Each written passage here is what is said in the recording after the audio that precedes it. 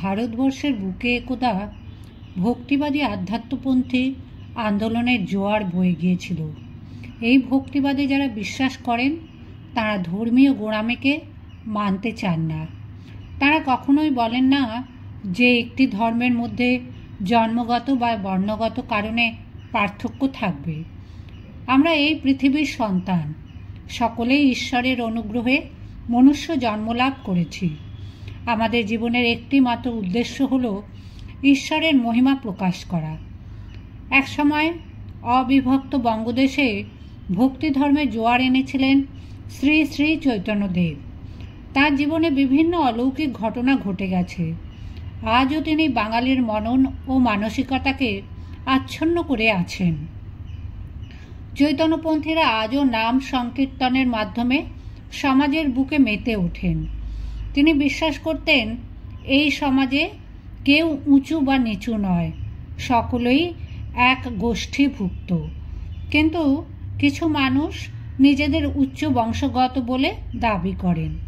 তারা তথাকথিত নিম্ন বর্গের মানুষের উপর অকথ্য শারীরিক, মানসিক, আর্থিক এবং সাংস্কৃতিক অত্যাচার চালিয়ে যান। সমাজের সমস্ত সুযোগগুলোকে নিজেদের কুক্ষিগত করতে চান। এইসব স্বার্থপর মানুষের বিরুদ্ধে চৈতন্যদেব একসময় এই মহান আন্দোলন পরিচালনা করেছিলেন। আজকের পৃথিবীতে দাঁড়িয়ে তাঁর আন্দোলনের গুরুত্ব ও প্রাসঙ্গিকতা আমরা হয়তো উপলব্ধি করতে পারবো না, কিন্তু যেদিন তিনি এই আন্দোলন শুরু করেন সেদিন বাংলাদেশের অবস্থা খুব একটা ভালো ছিল না।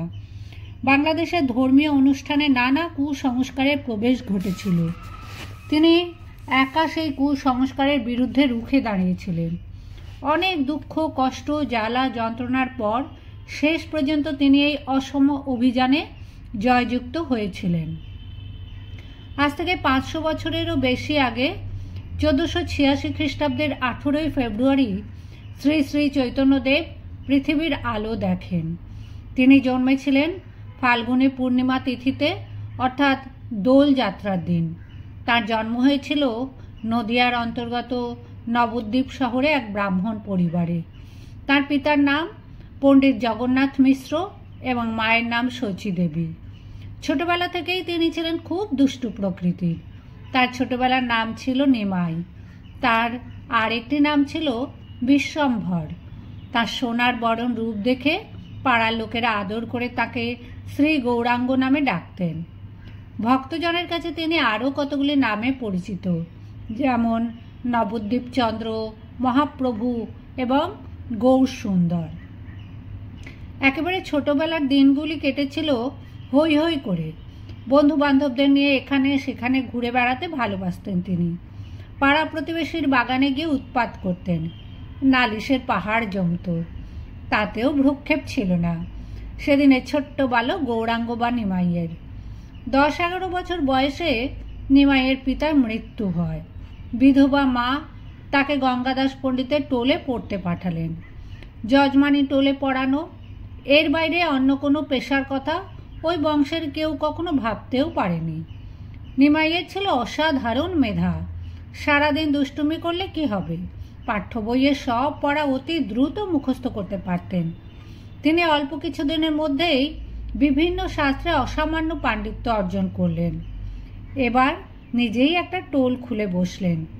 সেই টোলে হলেন অধ্যাপক। তার পাণ্ডিত্যের গুণে ছাত্ররা দলে দলে সেই টোলে এসে ভিড় করতে লাগলো।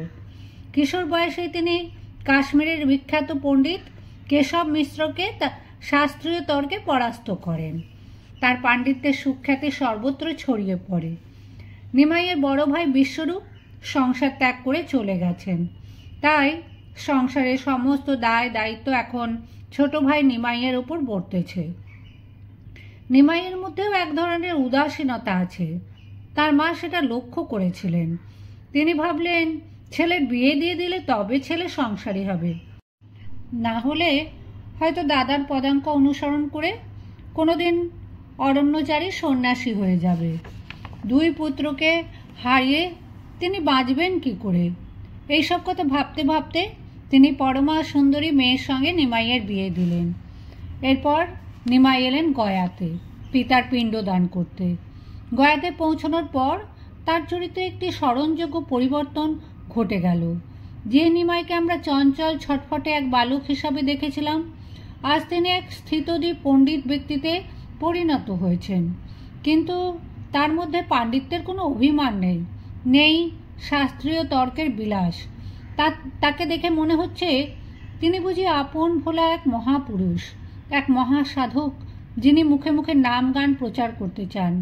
তার মুখ দিয়ে শুধু দুটি শব্দ মাত্র নির্গত হচ্ছে, হা কৃষ্ণ।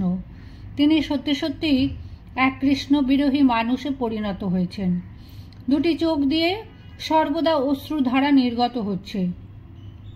নবদ্বীপে ফিরে আসার পর তাকে দেখে সকলে অবাক হয়ে গিয়েছিলেন। গয়াতে এমন কি ঘটনা ঘটেছিল যা নিমাইকে এভাবে পরিবর্তিত করে? নিমাই সেখানে প্রথা অনুসারে ফল্গু নদীতে স্নান করছিলেন। তারপর শুদ্ধ চিত্তে বিষ্ণু মন্দিরে প্রবেশ করেন।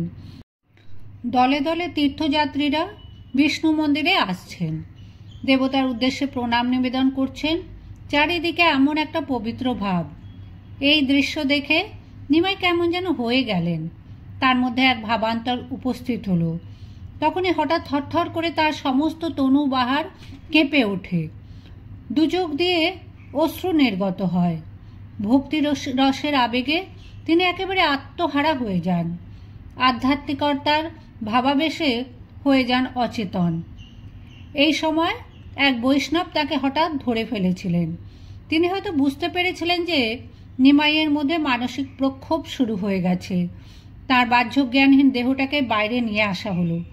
যে ভদ্রলোক এইভাবে নিমাইকে আঁকড়ে ধরেছিলেন তিনি হলেন পরম ভগবত ঈশ্বরপুরী। কিছুক্ষণ বাদে নিমাইয়ের এই অচেতন অবস্থা কেটে গেল। তিনি আবার বাস্তব পৃথিবীতে ফিরে এলেন। তার সাহায্যকারীকে বললেন, কিভাবে আমি মুক্তিলাভের মন্ত্র লাভ করব?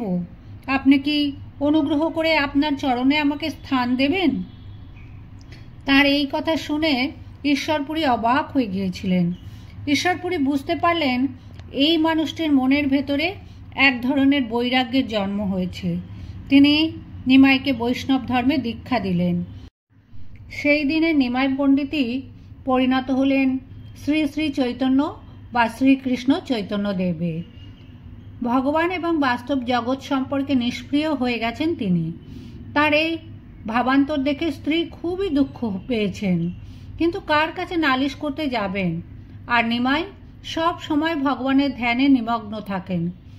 বিভিন্ন গ্রাম থেকে বৈষ্ণব ভক্তরা এসে তাঁর সাথে মিলিত হচ্ছেন। শ্রীবাসের অঙ্গনে কীর্তন চলতে থাকে আর নিমাই ভাবাবেশে নৃত্য করতে থাকেন।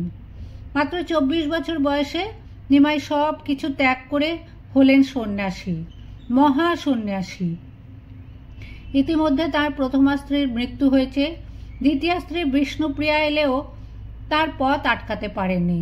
নিমাই বুঝতে পেরেছিলেন অনিত্য এই জগৎ সংসারে সংসাররূপে মায়ার বন্ধনে নিজেকে জড়ানো শেষ পর্যন্ত শূন্যতা ছাড়া আর কিছুই থাকে না।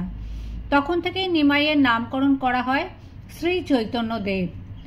গয়া থেকে শ্রী চৈতন্যদেব পুরীতে গেলেন, সেখান থেকে নীলাচলে, নীলাচল থেকে বৃন্দাবন, বৃন্দাবন যাওয়ার পথে মায়ের সঙ্গে দেখা করার জন্য নবদ্বীপে গিয়েছিলেন।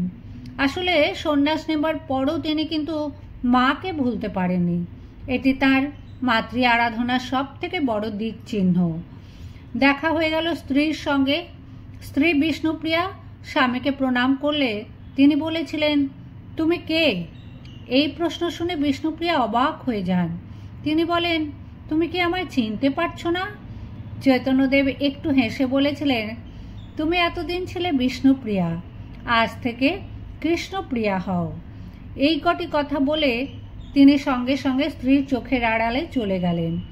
আসলে তিনি হয়তো এই সান্নিধ্যে বেশিক্ষণ থাকতে চাইছিলেন না, কারণ তিনি জানেন যদি একবার সংসার জীবনের কথা মনে পড়ে তাহলে তিনি হয়তো নিজেকে আটকে রাখতে পারবেন না। এই মহান কৃষ্ণ সাধকের জীবনের বেশিরভাগ সময় নীলাচলে অতিবাহিত হয়। অবশ্য এর মধ্যে তিনি দাক্ষিণাত্যে পরিভ্রমণ করেছিলেন। নীলাচলে গিয়ে অনিমেষ নয়নে জগন্নাথ দেবের দারু মূর্তির দিকে তাকিয়ে থাকতেন। তখন ভাবাবেগে আবিষ্ট হয়ে যেতেন। নীলাচলে তাঁর এক ভক্তমণ্ডলী গড়ে ওঠে। তবে তিনি মায়ের সাথে নিয়মিত যোগাযোগ রেখে চলতেন। মাকে তিনি বিশ্বজনীন হিসেবে পূজা করেছিলেন। 1553 সালের আষাঢ় মাসে চৈতন্যদেব হঠাৎ চিরকালের জন্য অন্তর্হিত হয়ে যান। তার মৃত্যু কিভাবে হয়েছে তা নিয়ে তর্কের অবকাশ আছে। অনেকে বলে থাকেন সমুদ্রের নীল জলে তিনি নীল মাধবকে দেখে নিজেই ঝাঁপিয়ে পড়ে আত্মহত্যা করেন। অনেকে আবার বলে থাকেন না, গুপ্ত ঘাতকের সাহায্যে তাকে হত্যা করা হয়েছিল। তার প্রচলিত ধর্মমত গ্রহণ করে অনেক মানুষ তার অনুগামী হয়েছিলেন। এতে স্থানীয় পাণ্ডা এবং পণ্ডিতদের খুবই অসুবিধা হয়। আজ থেকে 500 বছর আগে চৈতন্যদেব সর্বধর্ম সমন্বয়ের কথা বলে গেছেন। তিনি বলেছেন, ঈশ্বরের আরাধনায় সকলের সমান অধিকার। প্রাণের ভক্তি দিয়ে ঈশ্বরকে ডাকলে আমরা তাকে উপলব্ধি করতে পারি। ভক্তিতেই মুক্তি লুকিয়ে আছে। তিনি যে মহানাম প্রচার করে গেছেন, আজও তা সংকীর্তনের মাধ্যমে হাজার মানুষের কাছে পৌঁছে যায়। হরে কৃষ্ণ কৃষ্ণ কৃষ্ণ হরে হরে, হরে রাম রাম রাম হরে হরে।